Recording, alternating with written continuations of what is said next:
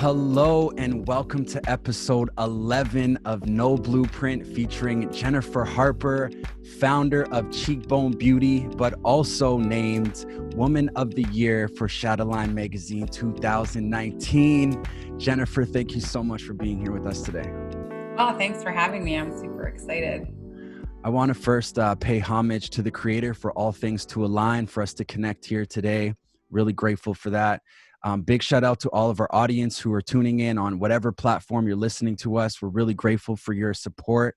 And I also want to pay homage to the land that I reside on. I'm here on the traditional territory of the Algonquin people. So shout out to our Algonquin relatives.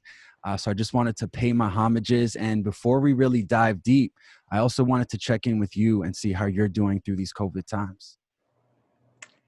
You know, we've been really fortunate that we have this incredible community of people from across North America and globally, for that matter, that support Cheekbone Beauty and our purpose. And the reason we exist was and it is and always has been empowering Indigenous youth. So we have this incredible group that supports that cause and has stayed with us throughout this very, very difficult, extremely scary global pandemic.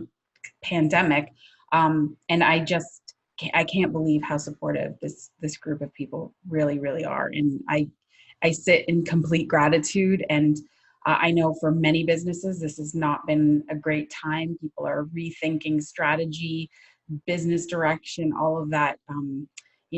If they were scaling, how they're going to do it, distribution channels, supply chain, like there's just so many issues happening when it comes to business. We're having a lot of those issues as well, specifically supply chain, but our community has still been here and supporting us. And the first few weeks when the pandemic started and for us here in Canada, and when things started to shut down, that got really scary. And as an entrepreneur, it really put it in perspective that we have no idea ultimately what the future holds. As much as we think we have things in control, we really don't. So I did enjoy that time of, as scared as I was and worried and all, as an entrepreneur, I'm also always thinking that something is going to fail at any given moment. And when is this going to crash, or when is this going to happen, or what problem am I going to have to solve? But that it gave me that whole week, when it got really scary, it was so weird. I actually got really calm and quiet and started to rethink even our business plans. Amazing. That's a great time to self-reflect, kind of reanalyze your strategies. And I think that's one of the interesting gifts through these COVID times, is that it's allowed a lot of people to figure out how they're going to pivot their business, be a little bit more economical, be a little bit more environmentally friendly, however they want to scale or scale back. I think it's really interesting to see that. And I think I'm really thankful and excited that a company like yourself, Cheekbone Beauty, has survived through these COVID times. I think I get really passionate about entrepreneurship, and especially seeing our Indigenous entrepreneurs rise and shine. It really gets me excited. So the fact that you've been able to maintain through these COVID times is really grateful. So I totally hear you on that idea of gratitude. It's a lot of thankfulness to the creator for the support for us to survive through these times, because, heaven forbid, there is some of us out there who aren't doing so well. So to hear your story about survival and resilience through these COVID times, I think is amazing. Yeah, thank you so much. And I truly appreciate that you acknowledge the creator, because none of this is possible. Anything that we do in life is not possible without the creator. So I certainly appreciate that sentiment and really value that statement. That touches my heart that you mentioned that. You know, it is hard because when you're in business, I constantly live in this state of, oh my goodness, the most amazing things are happening. And then, oh my goodness, the company is going to crumble and we're going to lose everything. And there is I always say this to Indigenous youth, especially because I'm like, if you cannot live in that state of complete uncertainty, entrepreneurship is definitely not for you, but don't exclude it, give it a try, but realize that that is truly entrepreneurship, when things can seem like they're going extremely well And then the next moment, something can completely fall apart and fail. But it's always about, and this is what I love because this applies to our people so well, that, you know, we have this resilient DNA that is it's pumping through our veins, this blood, that we can just rise above. So that is what is really interesting about being an entrepreneur. Even if you were to fail, fall flat on your face, you can still get back up and try again, right? Like, I love that. I love that too. And I think you're bringing up a great key point that I hope our listeners are picking up, that entrepreneurship isn't always flowers and rainbows and full sprouted gardens. Like there's hard times. And if you're not willing to go through the hard times, entrepreneurship may not necessarily be for you. But if you are willing to stick through the grind, the grit, the dirt, and your sense of purpose is more important than that struggle, you're going to get there. And I think you and I both can relate the amazing, beautiful journey that entrepreneurship can be. When you get through those struggling times, it just makes it that much more worth it. Yeah. So I relate to that a lot. Yeah, for sure. Totally agree. That's those times where you don't necessarily see the way out. And there's all kinds of different options. That's the most interesting thing. There is no maybe right or perfect path. So there could be 10 options or solution to solving that particular problem that your business is currently facing. But it's about you getting in there, figuring it out. Like you said, gritty. I love the concept of grit because Yes.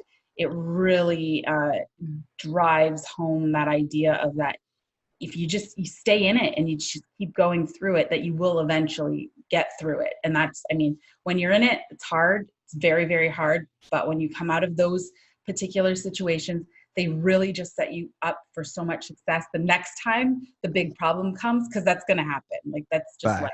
Facts. Well said. So before we dive too deep, because I'm really excited to have this conversation with you, Jennifer, I wanted you to help take us back a little bit and just share a little bit of where you grew up, where you're from, and what was family life like growing up for Jennifer Harper. Yeah.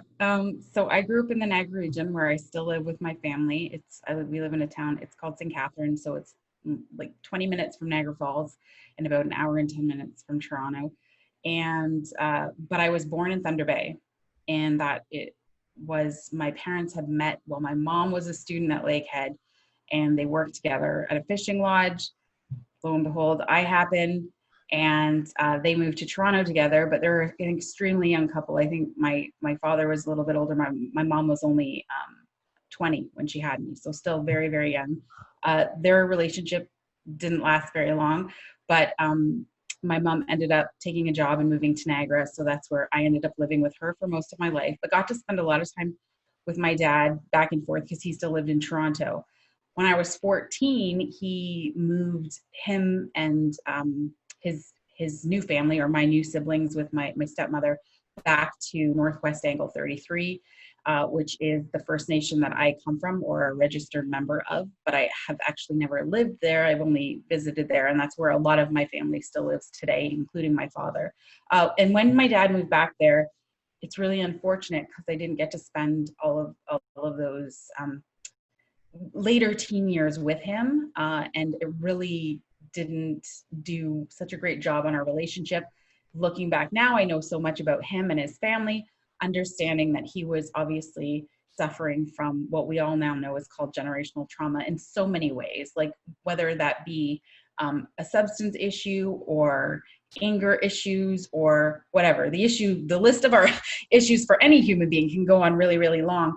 But as I matured and grew up and did my own research and started studying the TRC, the Truth and Reconciliation Commission, final report in 2015. So I was 38 at that time. So I'd spent like a lot of years away from my father, and including my siblings. And then I was probably about in my 30s when I started to reconnect with my brothers. Thank goodness for things like Facebook, because that's where everybody was. But at least you could start reconnecting with some family members, and that started to happen. And then reached out and started building a relationship with my dad again, which we hadn't talked in like almost 20 years. And then I made it my mission that before I turned 40, that I was going to Northwest Angle and I was going to see him in person, at least that in my before my 40th birthday. So I did do that. And it was such an interesting and eye-opening period of time, because me studying now the history of residential school, learning that that's where my grandmother had been and spent 10 years of her young life, learning the trauma that she had to deal with, then goes on to try to have 8 children, or has 8 children.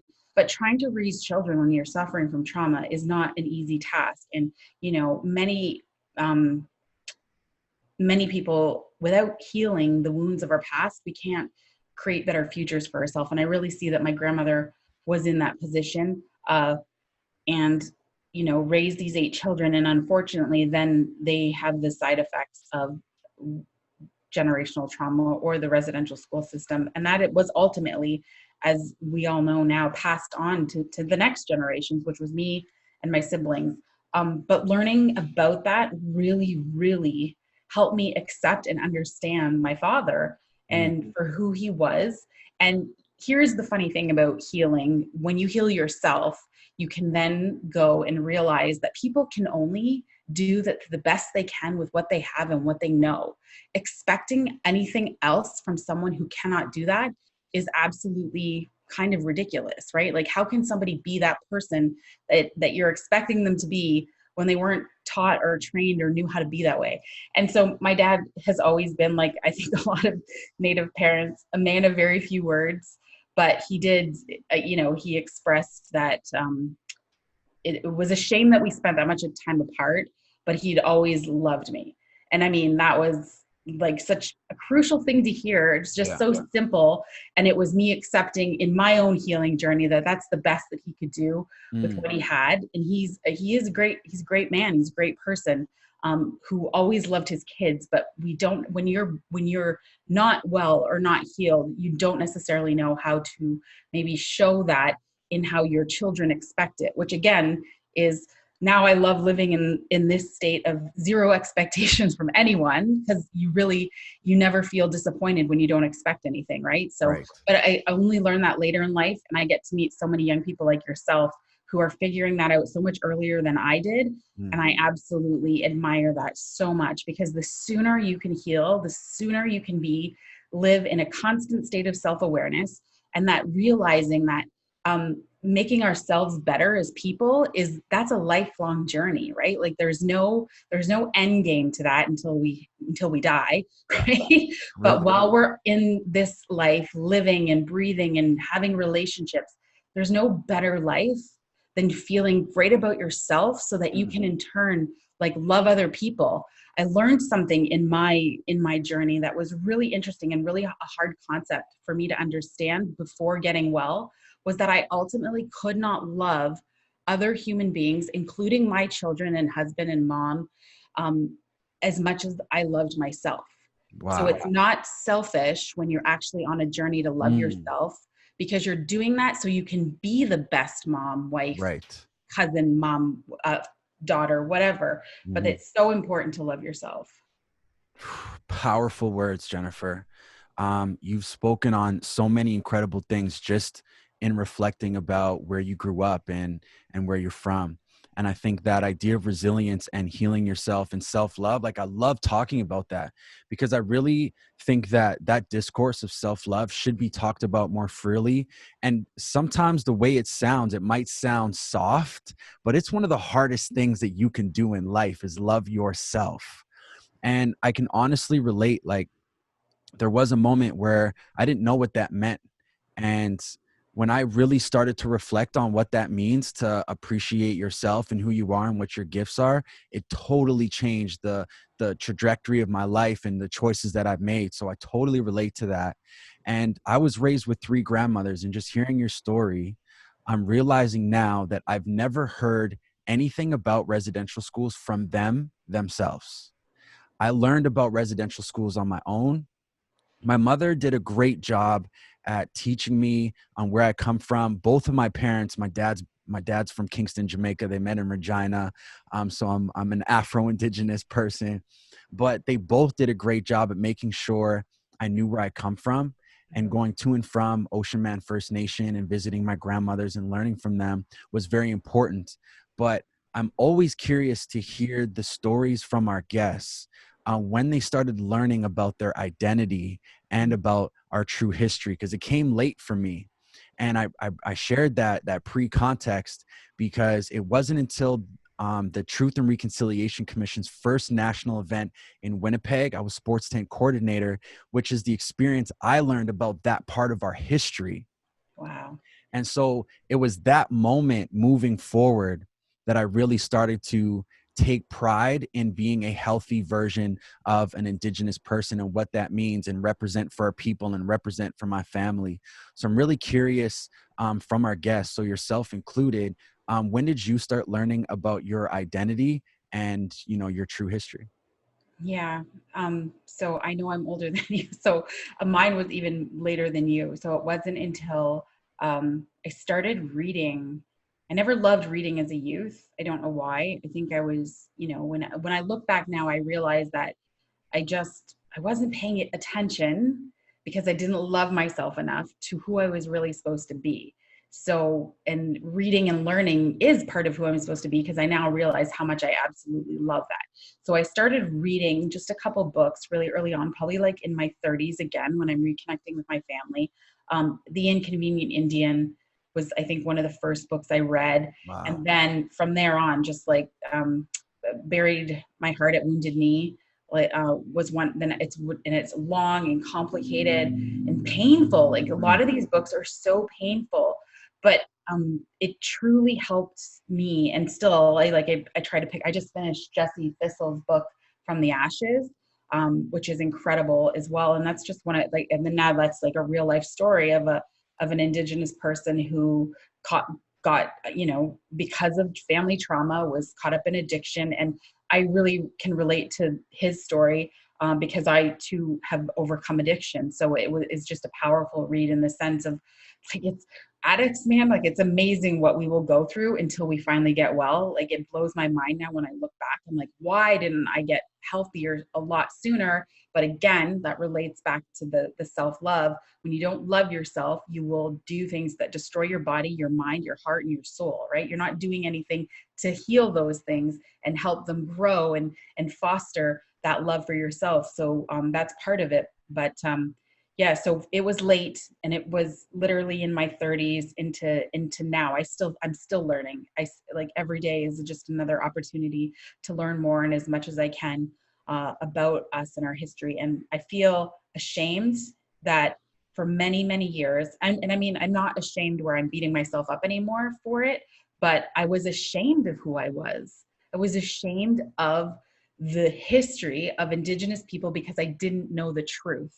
And I say that with such regrets that, whoa, like what a beautiful culture. What, like, how fortunate am I to be who I am? And I can't believe I allowed outside sources, the rest of the world, non-Indigenous people, to put these ideas about who I am in my head. But mm. that's not us. That's not me. But I allowed that to happen. And I truly regret it. And as a mom, much like your mom and your grandmothers are doing, I'm really trying to and my husband, non-Indigenous, but really does a great job at helping both of our children try to be really proud of who they are, both their heritages. My husband's Italian Irish, and I'm Ojibwe and Irish. And so just be proud of who they are and where they came from, and learn about all aspects of all of your cultures and who you are, and embrace that, because identity um, and struggling with identity it's such a tumultuous and painful period of life. And I find in your teen years is where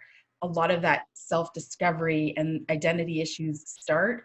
And unfortunately, the time that I was growing up in my teen years, being indigenous was still frowned upon. And people had those stereotypes and ideals of who we were and why we were the way we were. And I didn't want to be those things without learning the truth. So I'm grateful. I'm a grateful recovered many things, but specifically grateful that I am so proud of who I am, who my family is, like just the most beautiful people and that you could possibly want to be surrounded by, really.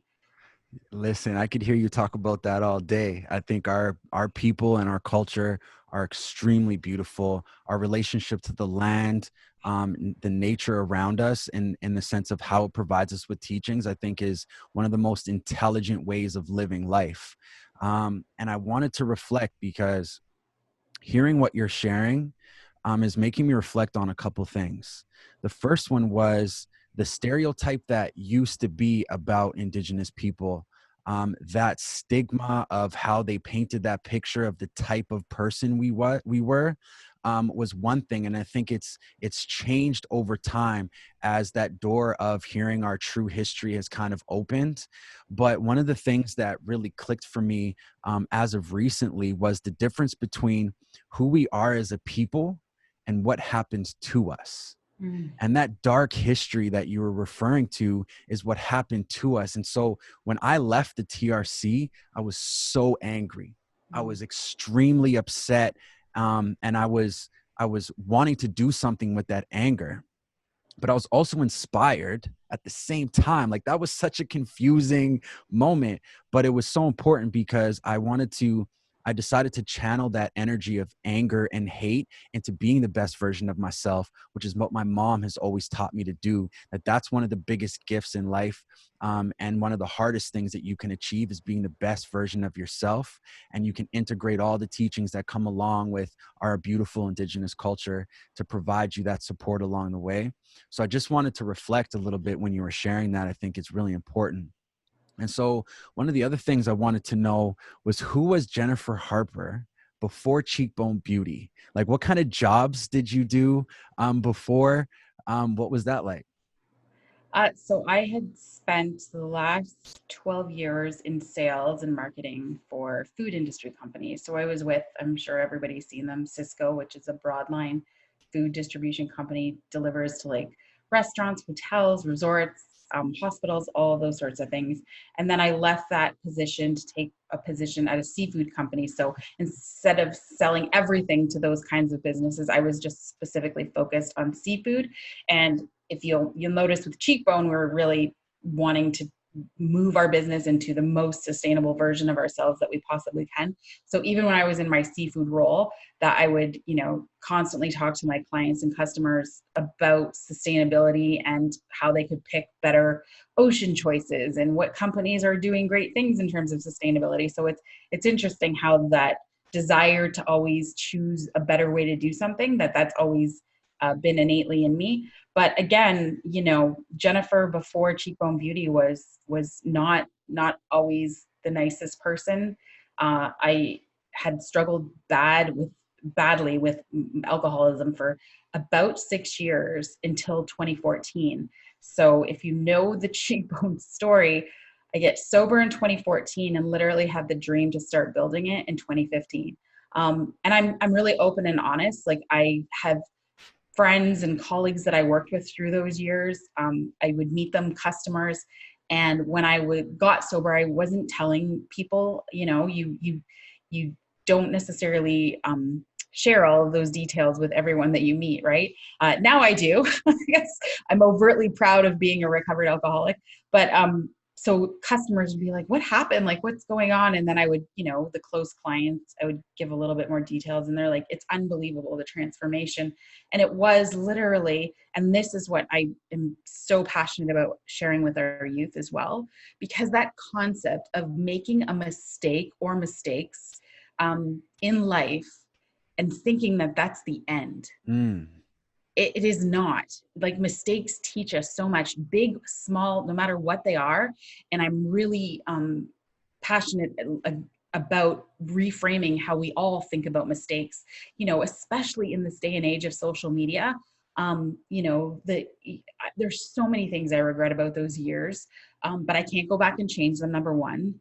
But all I could do was try to become like your mom had taught you, be the best version of myself, realizing at the same time that the broken version was also not necessarily completely my fault, that was a system that had failed me and my people for many generations. But understanding, after all of the trauma and the years of me not living my best life, that I could overcome that. And that's, I think, the message that I'm really want to get across to our youth is that, you know, whether it's your parents or your grandparents that you may see have problems, or you yourself feel like you may be developing a problem or have made mistakes because of, you know, that crazy night, wherever, whatever, gone on social media, but not making, because kids, I know, remember when you're a teenager, and I do this to myself because I have teenagers now, and thinking about like that moment in time was like all there is, and there was nothing outside of that, but just realizing that are just mistakes.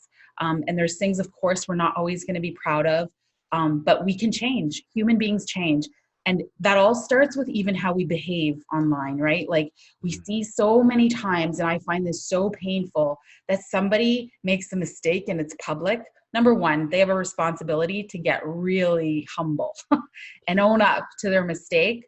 But let's stop like beating the crap out of people who have made mistakes and then maybe change their ways, right? Like, and obviously anyone can say any day, I'm passionate about that because I am a person that has made many mistakes, and I'm grateful that I've overcome that lifestyle and changed who I was. Like literally, I talk about it like ripping a house down to its foundation, and I had to rebuild myself, my character, all of these things. Like I had a great career, but I was only obsessed with making money and buying more things. And none of that matters. None of that stuff matters. And I know when you're young and like I even struggle with telling this to my kids, they're like, but I want all this stuff. And I'm like, that doesn't matter. Who you are, that's what matters. And how you treat people, that's what matters. Right.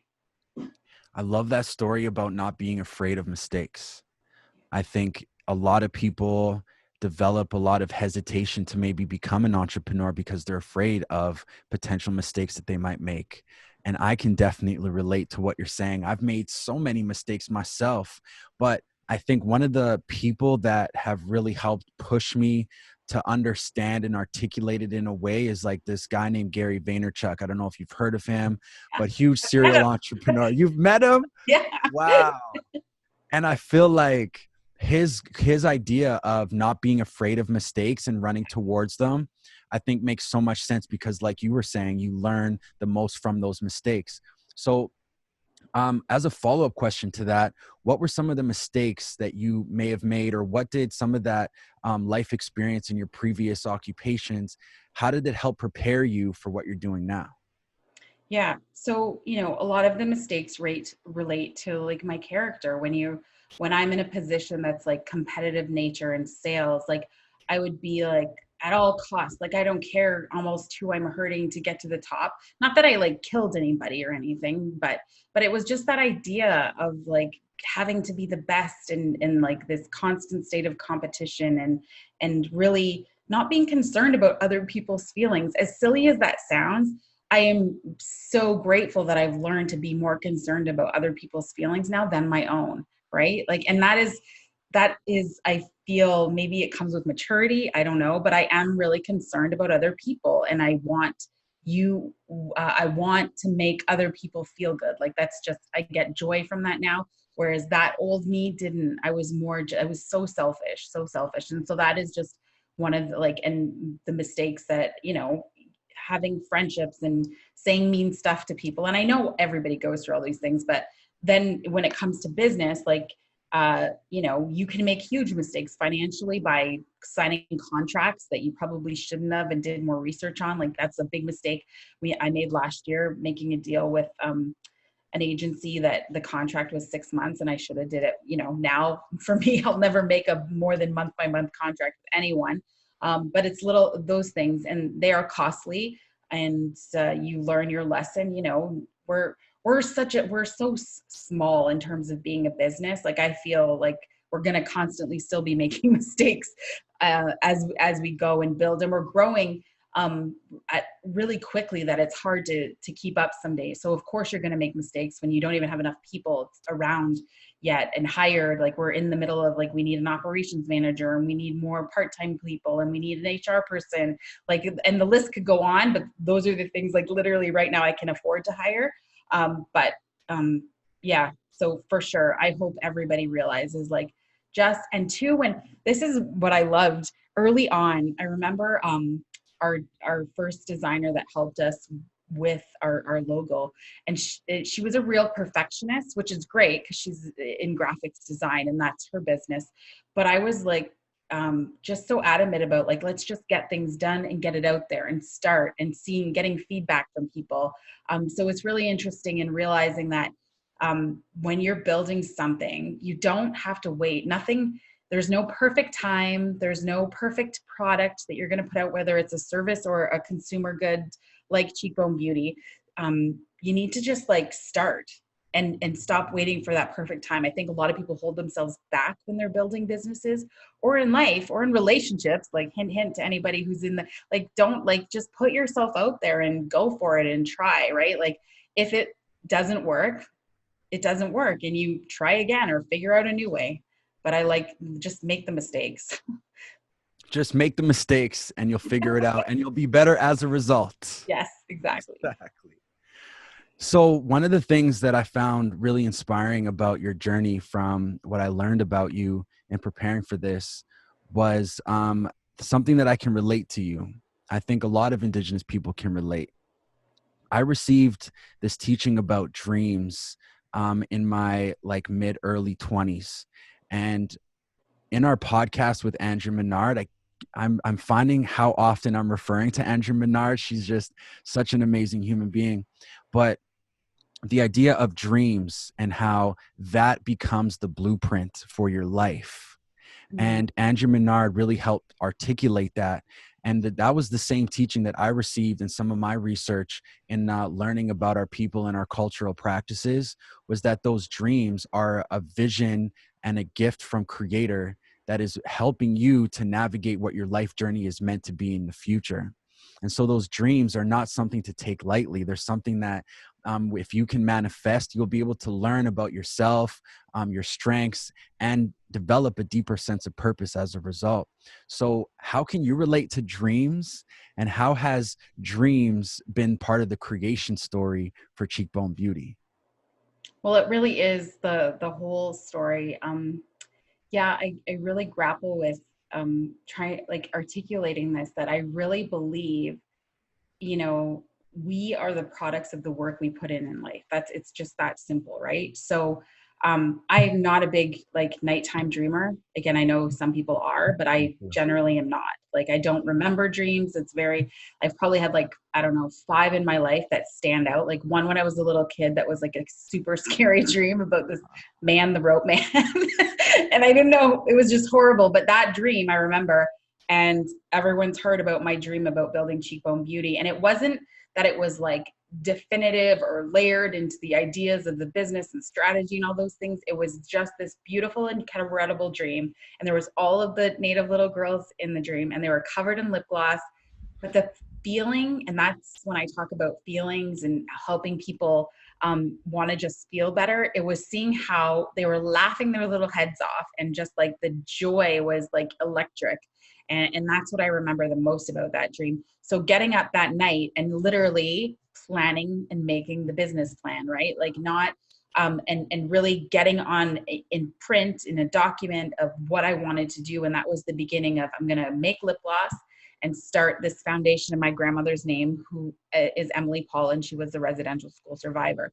So from that moment became this pathway of a ton of work, but that has been planned out, where you're still making mistakes, but then you're learning and figuring out a new pathway in the same direction of building from that idea. So it's so interesting when I shared another story about, I think you used the word manifestation, and I really do like that, because we are our thoughts. Our thoughts literally become a reality. So what we think, including loving yourself, and not, I always want to preface, like, not loving yourself like you think you're the greatest and you have all this ego and self-confidence. Loving yourself is actually really humble, right? Like, you got to know that there's this perfect balance, because there's nothing more that I think turns off most of us human beings than meeting someone who is acting like they love themselves. But we know that when you act like that, you really probably don't love yourself, that you're putting on this false sense of confidence that really is not true, right? So it's being very, like, it's this fine line when you actually to master loving yourself enough so that you can be the best of who you are, and then in turn love other people and help them on your path. But early on, after a lot of, I remember at my one job, and I've shared this story before, that I worked at, when I went for training at the one position when I was at Cisco, and I'd never been in sales before, which really is super helpful, I think, when you're becoming an entrepreneur, because you get, when you're in a sales role, you get a lot of rejection, and that just builds your tenacity, which is really helpful because you get a lot of rejection as an entrepreneur as well. But I wrote on this, like, it was like a questionnaire, and it said, what would be your dream job? So this is like back in 2008, having not a clue about Cheekbone Beauty. I wrote to be the CEO of a major cosmetics brand, never being in the beauty industry. But I absolutely love the beauty industry. I've always been an avid consumer, but then discovering how that is obviously something that I've been really passionate about my entire life, because I have, and like products, I love all of this stuff, hanging out at beauty shops and touching and feeling everything. But then literally putting that thought or idea on that piece of paper that day, and then you work kind of, and your whole life you're going down this path in this direction, but it's ultimately something that you've created in a sense, right? So we don't necessarily know exactly where, like time and unforeseen occurrences, like those are things that we cannot control. COVID, we cannot control, but we can have an idea or a sense about what we love and are passionate about in life. And then you can ultimately put that into something that you want to do. So work is something we all have to spend a lot of time doing. Why not do something that you love and are passionate about? So when, after having that dream about Cheekbone Beauty, I thought and learned more about the beauty industry, and I was like, this is crazy competitive. Like, no one needs another lipstick brand. Like, let's get serious. They don't. So why would I think that I could make a brand that could even compete with what the market already had? But I knew that if I was going to do this, and this purpose of like just this driving force of helping Indigenous kids see how valuable they are, how much they matter, and layering that within this mission of creating a cosmetic brand that is a lot more. It's not about lipstick. It's about doing that and seeking that purpose and making sure that our youth see their faces and just feel how valued they are. Layered on top of that, that brand didn't exist. So I knew that I could create that. But again, so it's like understanding that that's over time that you're figuring all of those things out, right? And if I was going to do this, head down this path of entrepreneurship, which I've never been down before. I've never owned my own business. I don't even have immediate family members that own their own businesses. But I thought, okay, if I'm going to do this, if I'm going to make this risk and take this risk, that I wanted to do something I loved and was passionate about. And it was those two things that was like that perfect intersection for me to take the risk to enter into an extremely competitive industry. Amazing.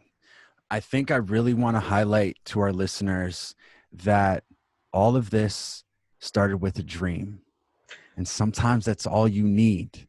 And hold on to that dream and not give up on it. Work hard at manifesting, because that dream might be that thing that you love to do, and that you do what you love. And I think that's just the best life lived, is when you're doing both of those things. And I think life experience will also fill in the blanks for you. You were speaking about how you didn't know anything about the cosmetic industry. You had no idea, but you did it anyways. You gave it a shot. You weren't afraid of the mistakes that came with it. And as a result, here you are living your best life. And all of that started with a dream. So I hope our listeners pick that up, that, if you have a dream to make your life something significant, if you have something that you're dreaming of accomplishing, work at manifesting that, because who knows what your life will be as a result of that. So I wanted to highlight that. And I also wanted to get into a little bit about education, because I'm a huge advocate for education. But I personally have not finished a post-secondary degree. I don't have any college. I barely graduated high school, but it has been passion. It has been determination and perseverance that got me here, where I'm now doing a job that I love what I do. I do what I love. I'm able to, I have a great career in music. And I feel this No Blueprint podcast has been an amazing journey connecting with incredible Indigenous people throughout Turtle Island. So I wanted to know from your experience, what has been your learning journey in the art of cosmetics and acquiring the knowledge to become a self-employed entrepreneur? Yeah. So again, all of that work experience. So we said 12 years. I too am not a post-secondary grad. Getting through high school was a big challenge for me as well. I was not a great student. Realizing now that the system, we have to realize this, and having two kids both in high school is not designed for everyone. The way the current system works, the current education system, and just understanding that it's not, and I always felt like I was stupid. I really did, but I know I'm not now. I know I'm not stupid, but I thought I was as a teenager, that's really tragic if a kid is made to feel like they're not smart enough because they're not fitting that mold, right? But did graduate high school, and always went on to find jobs, and then was like pushed into leadership roles at these jobs. And so there was obviously skills and maybe traits that I had that someone else saw in me, which was always, that's always a beautiful thing, right? To know that someone else sees this amazing thing in you. So throughout my entire career, and I love telling this story to youth as well, because my first job, aside from being a little shampoo girl, my second job that I stayed at, I couldn't wash old ladies' hair forever. I was just like, I would think I was like 15, and I was like, I can't do this on Saturday morning. So anyway, I went to work at a restaurant, and the job that they gave me was a dishwasher. And that was my entry into my, oh my goodness, 15 years, in 16 years in the hospitality industry. And, but as a dishwasher, I will tell you that the chef, the cooks would be like, what are you doing? Because I would scrub the pots like they were going to be the best damn scrub pots anybody would ever see in their life. The whole station, I would leave at night and it was sparkling and beautiful. Because no matter what job you have, you take pride in it and you do your best, because that is your best. You're putting out your best. And I love the fact that I have this amazing mom who always she it put that innate quality in both me and my brothers that she raised, that were just extremely hard workers. And whatever you're doing in life, you just go and you do your best no matter what it is. But it teaches you, now looking back, realizing that even though I was, and people might say it was just the dishwasher. No, I was the best dishwasher that place had ever seen in my mind. And I wanted to do the best job. But then spending all of those years in hospitality, moving up to become restaurant managers for really super nice boutique hotels here in the Niagara region, and creating the most amazing customer experiences for any customer that would come into our properties. And I really took pride in that work as well. And I can see now, looking back, how that then plays into what we do at Cheekbone Beauty. We get emails and DMs all day long about their package arrived, and the feelings we get to create with people by how they open every order that gets shipped from us is wrapped up like it's a gift. I am adamant about our stickers being perfectly straight when they're put on. Our pink feather has to be laid in there nicely. And that customer has to feel like this is the best online order of anything that they've ever received. Respect. And I believe that those years in hospitality and details and just trying to make people feel better and really good about themselves has definitely intertwined. And I can see that in how it's helped me build Cheekbone Beauty. And then getting into sales and marketing obviously has helped me enormously. Being, I was a super shy kid. I can't imagine ever getting up in public speaking, but I do that now regularly. But the years of training, of walking up to chefs, hotel owners, and wanting their business, and landing, I had a really successful career in sales, landing the OLG, which is the casinos, right, supplying them their seafood, and then building those relationships with those clients, some of them for like 12 years. Wow. And they're spending millions of dollars a year. And I was their sales rep, and I'm the one that built that relationship and got them to stay with those companies.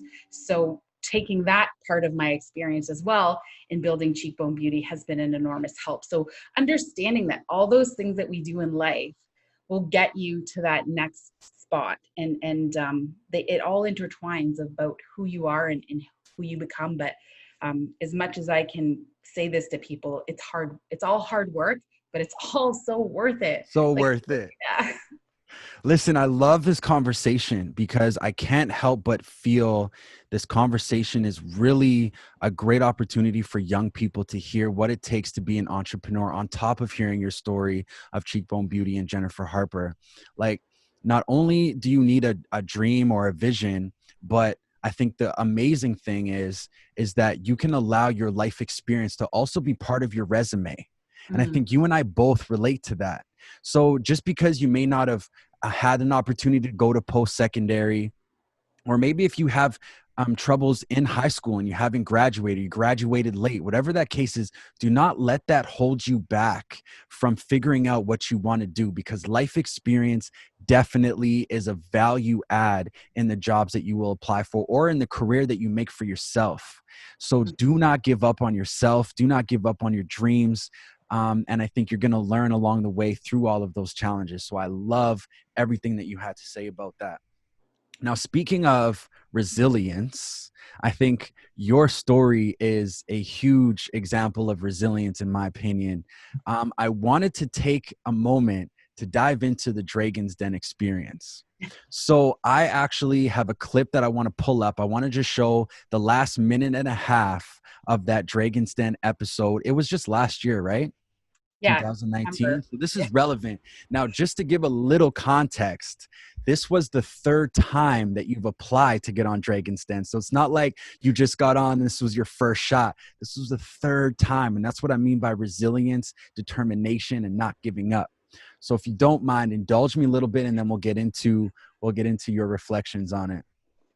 And by the way, you also had Leslie Hampton, trailblazer in the fashion industry, and Kelly Fraser, rest in peace, a visionary. But Kelly Fraser, I had the opportunity to develop a relationship with her, an amazing spirit. So to see her on this episode with you is a legacy on its own. But check this out. I can't watch it, to be honest. That's okay. But like, I'll do it right now. But my daughter was like, let's watch this the other day. I'm like, no, thanks. Because I just find it's too emotional, right? All right. Let's get into it.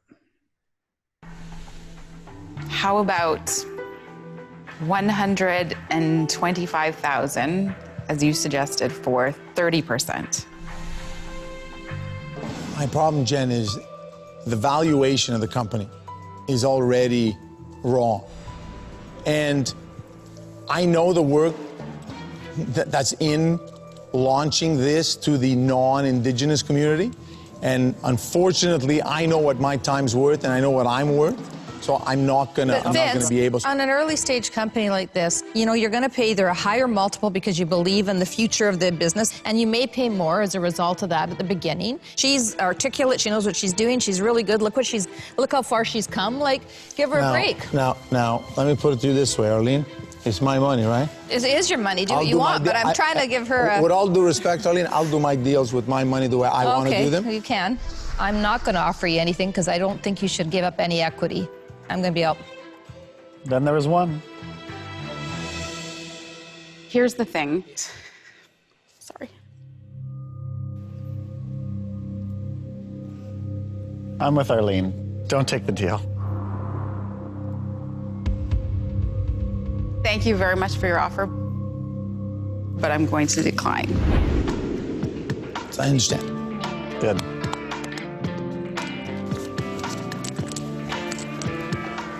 Great product. She was just very early. Arlene. You're making... Order. Sure. Go ahead. I mean, go ahead. Whatever floats your boat. I'm not ready to give up that much of the business. Still more work to do. Listen, I had to play it all the way to the end because I also loved Kelly Fraser's Yes. kiss to the Yes. judges. Amazing. Now, the reason I wanted to play that portion of the clip, because one, you turned down the deal. First of all, that was one of the most empowering things that I've been able to witness, you know, to see one of our Indigenous amazing entrepreneurs pioneering in the industry say no to $125,000. For you to know your value and know your worth to say no, I wanted to highlight. And the way that you walked away smiling, I loved that clip. So by all means, share, what did you learn from that experience? So I always say everyone has to remember this, like the show is for entertainment, right? Um, but as an entrepreneur, sometimes we live in this fairy tale world that we think someone is going to come just like Prince Charming, as sad as this may sound, and say, oh my goodness, this is the best business idea ever. Here is $2 million and I'm going to lead you down the garden path to the glorious business. And that's worth, bazillions of dollars later. So that's really unrealistic, much like the whole Prince Charming scenario, right? So I always had hoped, because like Arlene was like my favorite, that she would be the one to be that for me and say, I love everything about this. I'm going to give you all this money and help you do it all. But the reality is there was still a lot of work to do. I was way too early for an equity deal. So now that I know a lot more about investment, you never want to give too much of your business up that early, because you lose complete control, which is really, really scary, especially in a startup where your passion, purpose, why, the reason your business exists needs to be navigated and sorted through by you, the founder. And if you have too many voices coming at you of how they think in the direction of the business, you're not going to be able to figure that out clearly.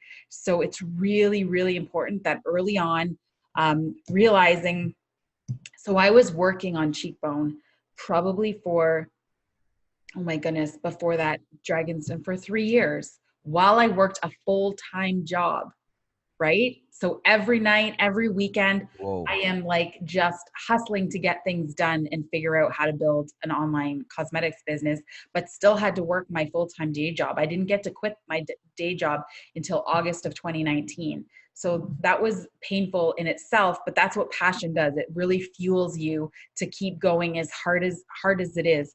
But that whole entire experience was incredible in that it teaches you how to articulate your business, who you are, what your business is all about, and where you're trying to take the direction of your brand.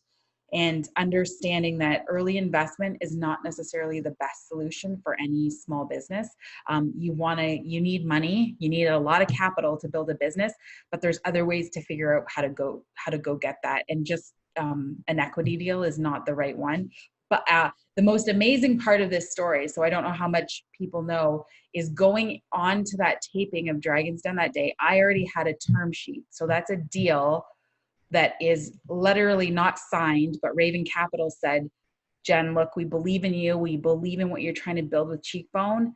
And their offer was much better. It was $350,000 for zero equity.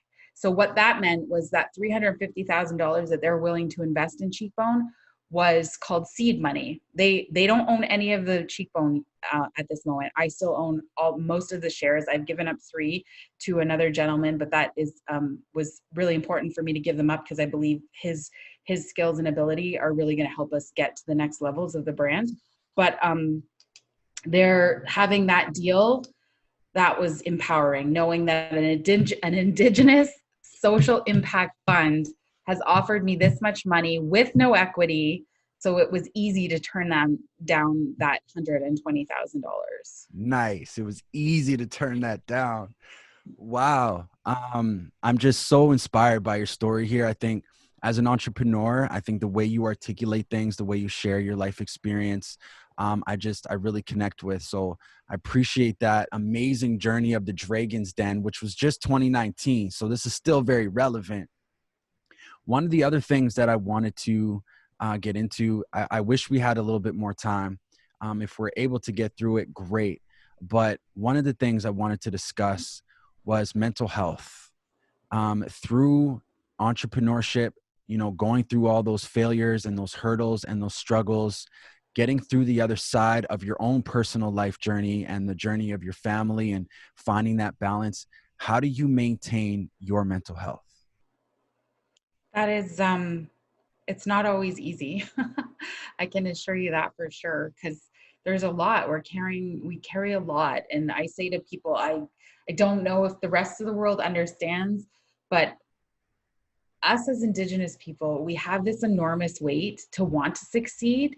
And it's not for ourselves. It's really unselfish. We want to succeed for the sake of our youth. And sometimes it feels like a big weight and a responsibility that I'm so passionate about that I would never trade in for anything.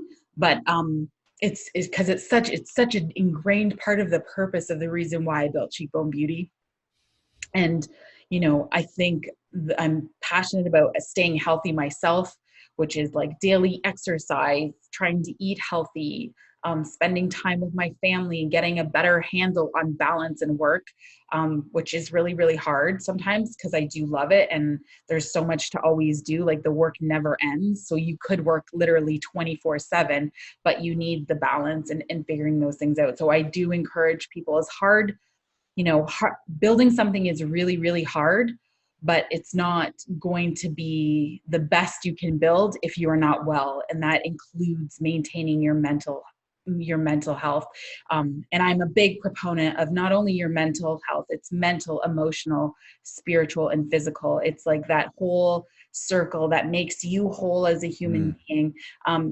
So I have a daily routine where I start off a spiritual routine every single day. It's been part of my sobriety routine from the moment that I gave up alcohol, about like prayer, going and into the, into nature and connecting every single day first before I do anything else. And then I go on with my day. But those things, you need to have a solid foundation to build from. And with any person who's trying to build something that is of value, you need to make sure you're well and whole. I appreciate you sharing that. And I felt your emotions there when you were talking about, how important it is for us to do this for our next generation. And, that's really what got me where I'm at too, is learning about our history and understanding, the opportunity that we can create for our future generation has to start with that healing of self, but then to help build our young people up, they're the next generation to move forward. And so I'm really passionate about that. And that's a big reason why I do this podcast, is for this exact reason, to like leave some type of trail behind of successful Indigenous people. I think that's an important thing to highlight as well, is that it's not just the dark side of the history that you're learning about. It's also these incredible stories of incredible, resilient Indigenous entrepreneurs who have made it and doing what they love. And so I really wanted to make sure that we're celebrating Indigenous people doing incredible things and their achievements. So one of the other things I'd love to hear from you, Jennifer, is what can men do to support our women? Oh, wow. That's a really great question. There's lots. There's so much. But I think, we're living in a really important time in history. I think we see that with everything that's going on around us in the world. And men, I think listening right now is proving to be the best thing that any of us can do, right? And then that's men included, and maybe listening to your whatever the women are in your life, and really listening, and then asking more questions. Right on. Appreciate that. I think you're not the first one to say that. Listening is so important. So men, pay attention. Listening is a good first step. We need to learn to listen to our women. So in closing, what's next for Jennifer Harper? Oh my goodness. So I'm so excited. I know we didn't even get to talk much about, but when we talked about education, I really wanted to touch on everything that I've had to learn and scientifically speaking, when it comes to raw ingredients and products and sustainability, And that includes packaging. So learning about life cycle thinking. So the beginning of a product from the moment it comes from the ground or where it comes from to the end of life. And that includes the packaging and the raw ingredients. So there has been a ton of education that I've had to do with cosmetic scientists and sustainability experts in that realm. And that's because we're building out this new version of Cheekbone Beauty. We launched the Sustain line back in March. We only have 3 shades there. COVID has put us back way farther than we want to be right now. But that line is being built out. We're actually creating a product that I'm the most excited about is our new foundation / contour stick, where we're actually using agricultural waste or byproduct as the main ingredient. So making that whole idea of like a circular economy. So instead of something going in a landfill, we're repurposing it in a product and turned it into a usable, amazing ingredient that has made the most incredible foundation. So we cannot wait to launch that. I have no dates on anything right now, so that is so frustrating as the leader of a company. But we know it's coming, but it's a matter of when, and I'm so excited to bring that to the world. Wow! So I have to ask, in the cosmetic industry, is there anybody else who is doing a life cycle type of product, sustainable product in the cosmetic space? Would you be the first one? I don't know. And Okay. I don't want to say that because Okay. there's always and as an entrepreneur, I'm learning there really are no new ideas. True. Like it's somebody's thought about it. They just haven't been great at marketing it. Right. So I Okay. don't ever want to push that I'm new at doing that. I just want to be like, and you talk about responsibility, like Right. showing our youth, Yeah. building a business that is just not about dollars and the bottom line. Like, let's start to really care about people and the planet. Like, we're Yes. destroying this. Like, and we're indigenous people. Like, they have mimicked nature for hundreds of years, and that meant in nature there is nothing. Everything is recycled. Nature is perfectly balanced. Facts. And so indigenous people we know have been watching that for hundreds of years and mimicking everything they can from nature. And I really want to build a brand that takes those concepts and ideas that literally, thinks about the next generations in terms of what we're leaving them with, right? And that includes making better products. So I'm so excited. Like, I could talk forever about this line that we've been working on for a really long time. And we started working on this, I think, in 2018, the concept. So that's how long stuff really takes to develop. But so excited. Again, another great story of resilience. Jennifer, I thank you so much for being here with us today, for blessing this No Blueprint podcast. So thank you for sharing your story, your gifts, your life experience. I'm really grateful. So again, thank you so much. Thank you so much for having me. All right, let's stay connected. Yes, for sure. All right, wash day and travel safe. Thank you.